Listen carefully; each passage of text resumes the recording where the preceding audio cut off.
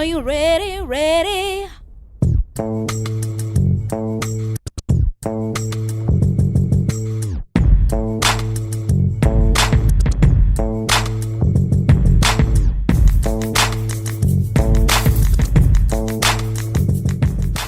Welcome to the Boom Room. I'm your host, TNT. I know you guys have gotten used to us doing a draft recap every year, but we decided to change it up, do something different, something cutting edge, something new, something fresh. So the Boom Room this year is going to be all about Beat It Fantasy Football League. That's all we're going to talk about. Our goal over these next 16 weeks is to have each owner enter the Boom Room in person or via the Boom line. We're going to talk trash. We're going to have some fun.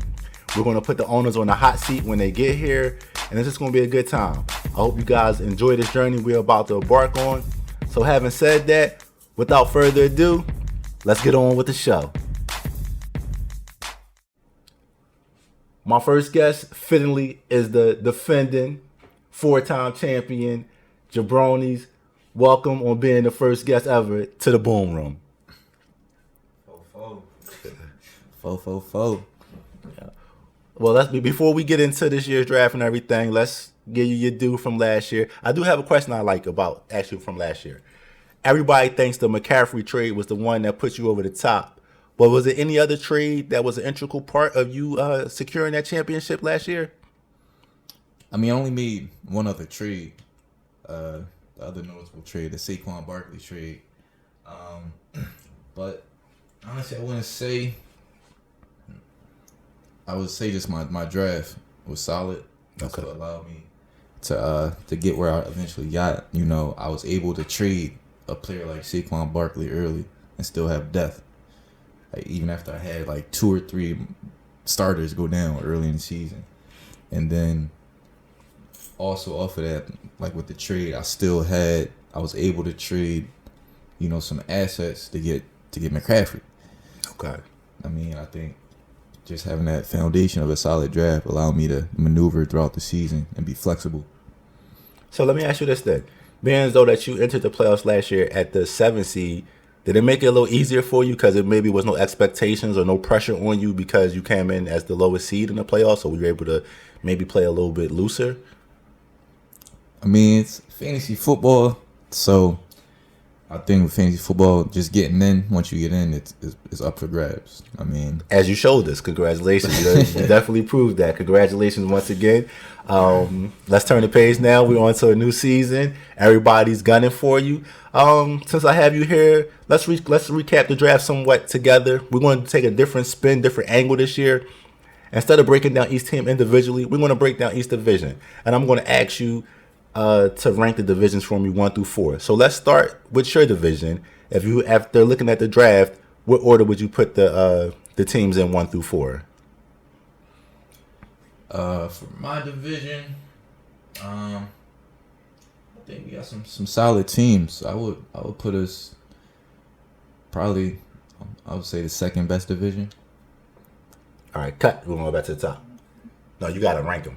Like, who had the best? Who's the first, second, third, fourth? I want the 4 teams in your division. Like, you put you first, T second, Cav third, and like that. Oh, okay. All right. You ready? Yeah. Hold on one second. I'm ready. All right, now that we got that out the way, let's do a little bit of recapping. We're going to do a little bit different this year. We're going to take the 4 divisions, the 3 divisions, and rank the 4 teams 1 through 4. So let's start with your division. If you had to rank them in order 1 through 4 after the draft, how would you put them? So for my division, obviously I'll put myself first, defending champ. Next, I would have to say, there's no bias here, but you know, I take my bro El Cagino. I think he actually did a solid draft this year. Nice rebound draft for him after last year, and then I would put Arizona Rhyme and T. I'm not gonna say he's necessarily fourth. I'm gonna just put him in his own category because I don't know. Every year, I don't know what's going on with his team, but you know, he finds a way to put it together. So I'm at 3, and then T's in his own stratosphere. All right. Well, let's see if we have it pretty much similar. in the way I wanted to say my criteria was, I basically looked at everybody first 6, 7 picks, and then I kind of looked at their quarterback. So I based it off of that. So after the draft with your division, I kind of went this way. I had Arizona Ron. I thought it had the best draft in your division. I had El Cagino second. I had the higher power third, and unfortunately, Champ, I had you fourth in the division as far as the draft. I just thought if I was going player for player first six picks, I kind of gave them an edge over you a little bit. So that's where I had.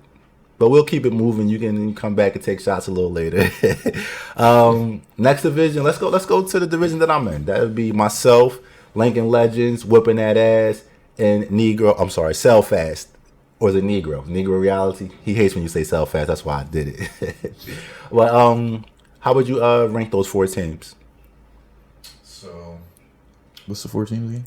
It'll be myself, Negro Realty, Lincoln Legends, and whipping that ass. All right, so this division, I would say 2 sides. You got the winning side and the losing side. So I would put you and Tim top 2, and then Corey and Sell Fast bottom 2. Yeah, can you give me a number 3 and 4? Like you saying about I gotta put you on the spot, champ. If you want a number, if you want to rank them 1 to 4, I'll put Tim first. Okay. You know, Tim always is solid, maybe too solid sometimes. Then I would have TNT, and third I'll actually have Sell Fast.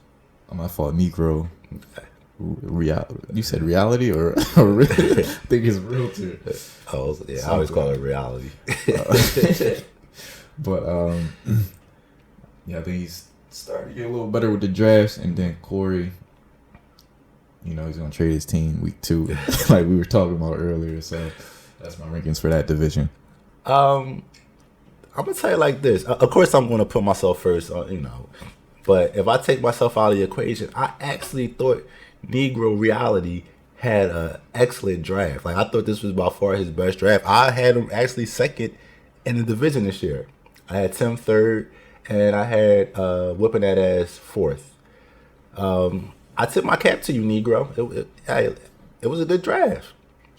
Let's keep it moving with the I guess the division nobody cares about. That's Bread Inc., the North Remembers, Machiavellians, and G5.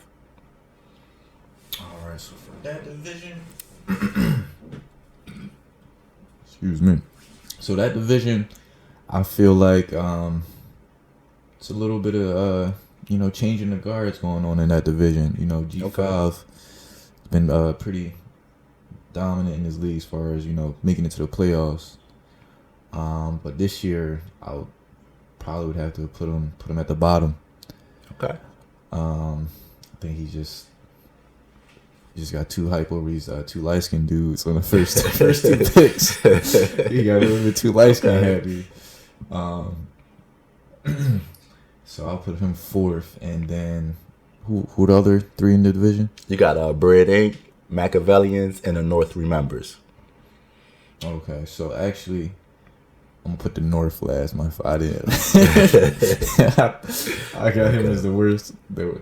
Okay, we're gonna say that for later, but I got him as the worst in that division. Then G5 third. I think he kind of slipped his draft. I don't know what he was going with his draft. Okay, and then and you said who else? It's Machiavellians and Bread Inc. Okay, so. Yeah, I really like Machiavellian's draft this year. It looked like he really, you know, did some homework this year for one of the few times. He got enlightened, man. So I think he hungry this year. I think he want to get back to that championship feeling. So I think he did a great job. And then Brad Inc., he's been solid since he got in the league. I'm going to just put him first. Okay. Let me see. The order I had this division, I thought Bread Inc. knocked it out the park. I thought by far he had the best draft for this division. I had Machiavellian second, G5 third, and the North Remembers bringing up the rear. So let's segue to something that you said. So let's, in closing, let me ask you this. Who do you think had the best draft? Who do you think had the worst draft? So we can go right back to that same division. Okay. I think Brad Inc. Once again had a solid draft like he's had every year since he's been here. And then I don't know, the North, he's like the new mailman or something. I don't know what's going on with his drafts. Like, I can honestly see him cutting or trading a third of his team. My fault, 2/3 of his team. Yeah, for me personally, honorable mention for the worst draft goes to Whip of That Ass. But I actually had that too, man. I mention in my notes. But I agree with you. I just think on paper, the North remembers draft. It just leaves me wanting more. So I just think, it's more than one criteria to the league. So it doesn't mean he's going to be the worst team. But I just think after the draft aspect, his draft leaves me wanting the most. As far as best draft go, if I'm removing myself from this, honorable mention to Negro Realty. I thought he had a strong draft. I put him down as the second best draft. But having said that, I agree with you. I think on paper, Brad Inc. Had the best draft. I think, especially in the days since the draft, some of the things that's transpired has actually benefited his roster. So based upon that, I definitely would have to agree with you. Okay, so besides yourself, who are you predicting to be the other 6 playoff teams this year? All right, so besides me, I would, for the playoffs, I would have, like I said, I like Brad Inc.'s draft. I would have Tim in there. TNT, have you in there. El Cajinos, I think he'll bounce back. Then, for the last 2 spots, besides me, I think Machiavellian gets in. And I think G5 is out this year. I have hate to say it, but Arizona Ryan for the last spot. Okay, it sounds pretty close to what I have. I have, not counting myself, the other 6 teams I have is Brad Inc., Machiavellians, Arizona Ryan, El Cajinos, Negro Reality, and the last spot, the higher power. But like I said, that's just based off the draft. What I saw is it's going to be a lot of things going on. So you got me missing the playoffs? After the draft, I was saying, we gotta see what happens. I just like this. I it was some drafts I like better than yours. Let me ask you this thing. You said this earlier. Whip of That Ass makes a major trade by week 2. Yes or no? I'm gonna say. Or let me rephrase. Before the doubleheader of week 3. I'm gonna say after that Sheedy signing. Yes. Okay. And just for the record, I want to put it out there. Me and Whipping That Ass have several bets. We bet on head-to-head, $50 a game. We bet who has a better record, $50. We bet who goes the furthest, $50. And we also have a personal bet of $500 of who will win the next championship between me and him. Any other owner that wants some of that head-to-head action, you know where to find me. At the Boom Room. Now, before we let you out of here, can we ask you a couple questions about the Beat It Fantasy Football League? Yeah, go right ahead. Okay, a couple questions for you. I'm going to call this the hot seat. So when I ask you a question, you can't think about it. You got to give me the first answer that comes to your head. You ready? Have fun with it, All right, let's go. Okay. Who wins a championship first? Lincoln Legends or TNT? TNT. Okay. Who wins a playoff game first? El Cajinos or Negro Realty? El Cajinos. Okay. Who wins a second title first? G5, Whipping That Ass, or Machiavellians? I'm gonna go Machiavellians. Okay. Who wins the Lincoln Legend Award? What's that? You know, the team that does good during the regular season, but you're not scared of? Okay. So Lincoln Legends is not included then. Yeah, after last year, he retired the award.